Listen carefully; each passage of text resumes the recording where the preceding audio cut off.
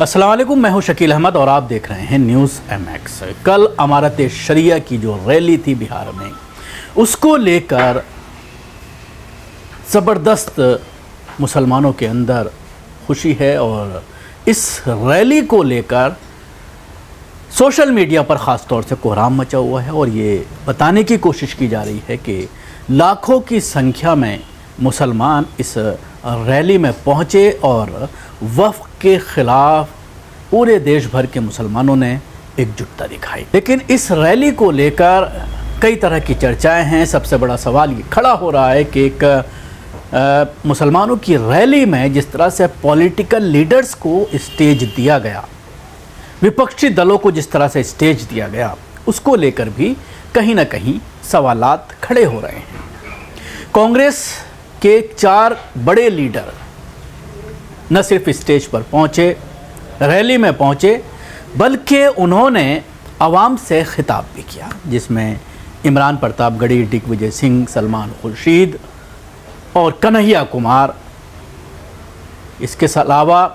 नासिर हुसैन भी रैली में पहुंचे थे। तो कांग्रेस की लोकल लीडरशिप की अगर हम बात करते हैं बिहार की, वो भी बड़ी संख्या में इस रैली में पहुंचे। इसके अलावा आरजेडी के लीडर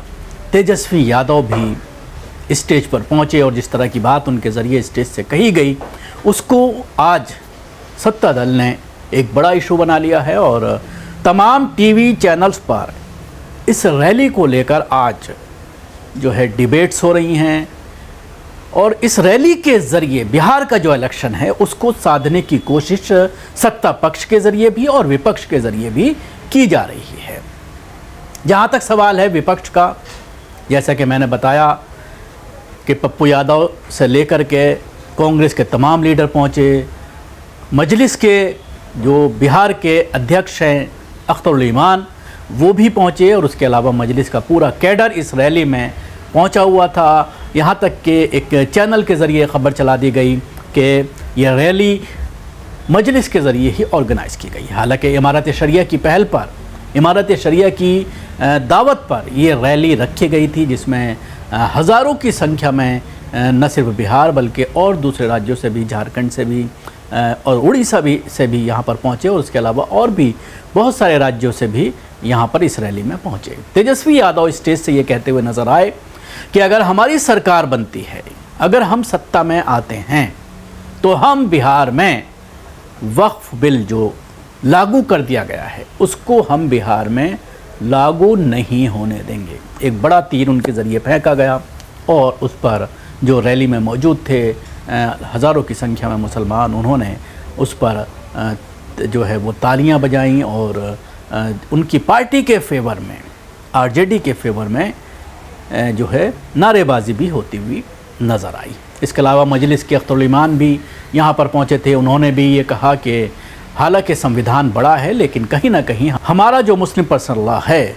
वो भी अपनी जगह पर है और उसको भी हर मुसलमान जो है वो सर पर रखता है। इसलिए आपस में टकराव ना हो, जो पहले से कानून चले आ रहे हैं वक्फ को लेकर, उन्हीं पर अमल हो। नए कानून के ज़रिए वक्फ प्रॉपर्टीज़ पर कब्ज़ा करने की सरकार की योजना है। उसके अलावा कांग्रेस के जो है सलमान खुर्शीद भी अपनी स्पीच में जो है वो ताकत का जिक्र करते हुए नज़र आए, लोगों के सरों का जिक्र करते हुए नज़र आए और ये कहा कि विपक्ष जो है पूरी तरह से एकजुट होकर के इस बिल को किसी भी कीमत पर लागू नहीं करने दिया जाएगा। अब सवाल ये खड़ा हो रहा है कि एक मजहबी रैली में जिसका नारा ये दिया गया था कि वक्फ बचाओ देश बचाओ, यानी अगर वक्फ बचेगा तो देश बचेगा। अब सवाल ये खड़ा हो रहा है कि उसमें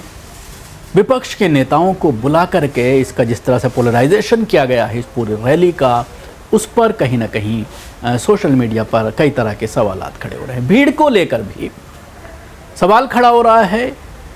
जो अभी तक विजुअल्स, ख़ासतौर से जो मुस्लिम यूट्यूबर्स के ज़रिए या मुस्लिम चैनल्स के ज़रिए जो सोशल मीडिया पर जो वीडियो दिखाए जा रहे हैं, जो शॉर्ट्स दिखाए जा रहे हैं, जो फ़ोटो रैली को लेकर के चल रहे हैं, उस पर भी सवालात खड़े हुए हैं। जो दूसरे दल के लोग हैं उन्होंने भी कुछ वीडियो इसको लेकर के जो है वो पोस्ट की हैं कि 1-1:30 बजे के करीब पूरा मैदान, सिर्फ आगे के 2 ब्लॉक को छोड़ करके पूरा मैदान, गांधी मैदान खाली था। जिस तरह से बहुत सारे सोशल मीडिया अकाउंट्स के ज़रिए ये दावा किया गया कि लाखों की संख्या में लोग यहाँ पर पहुँचे थे, उस दावे को इन फ़ोटोओं के ज़रिए, इन वीडियोज़ के ज़रिए नकारा जा रहा है। और ये दावा किया जा रहा है कि जितना लोग जो है आज से 7 साल पहले जो मौलाना वली रहमानी साहब के वक्त में देश बचाओ दीन बचाओ की जो रैली हुई थी, उसमें जिस तरह से पूरा पटना पैक हो गया था, उतनी तादाद में लोग नहीं पहुंच पाए। हालांकि स्टेज से एक साहब ये कहते हुए नज़र आए कि देश बचाओ दीन बचाओ रैली को इस रैली ने पीछे छोड़ दिया है। तो कहीं ना कहीं इस रैली के ज़रिए विपक्ष ने, क्योंकि इलेक्शन अब करीब है, अक्टूबर में इलेक्शन है बिहार में विधानसभा के, और इस रैली के ज़रिए मुसलमानों को साधने की पूरी कोशिश जो है विपक्षी दलों के ज़रिए की गई है। क्योंकि यहाँ पर जिस तरह से गठबंधन होने वाला है लेफ़्ट का और लालू प्रसाद यादव की पार्टी का और उसके साथ ही कांग्रेस का, और ये तीनों पार्टियां मिलकर के यहाँ पर इलेक्शन लड़ने वाली हैं, इसलिए इन तमाम पार्टियों के रिप्रेजेंटेटिव बड़ी संख्या में जो है इस रैली में आए और अपना न सिर्फ खुद आए बल्कि हज़ारों की संख्या में पार्टी का कैडर भी वहाँ पर पहुँचा। क्योंकि तमाम मुस्लिम जो विधायक हैं या एमएलसी हैं आरजेडी के, वो भी स्टेज पर नज़र आए, मुस्लिम जो विधायक हैं कांग्रेस के, वो भी स्टेज पर नज़र आए। तो बड़ी संख्या में, सैकड़ों की संख्या में लोग स्टेज पर ही मौजूद थे। तो सवाल है कि आखिर इन पॉलिटिकल लीडर्स को बुलाने की क्या ज़रूरत थी? अगर आपको आवाज़ उठानी थी वक्फ़ को लेकर के, अगर आपको आवाज़ उठानी थी वक्फ़ का जो कानून बना है उसके विरोध में, अगर आपको अपनी बात रखनी थी, तो इस रैली में ख़ास तौर से इलेक्शन के दौरान पॉलिटिकल लीडर्स को बुलाने की क्या ज़रूरत थी? ये एक सवाल ज़रूर खड़ा हो रहा है। लेकिन कहीं ना कहीं ये रैली अगर ओवरऑल देखा जाए तो एक कामयाब रैली, क्योंकि जिस तरह से बड़ी संख्या में मुसलमान यहाँ पर पहुँचे और जो है अपनी आवाज़ उठाने की कोशिश की और एक चर्चा का विषय बना, न सिर्फ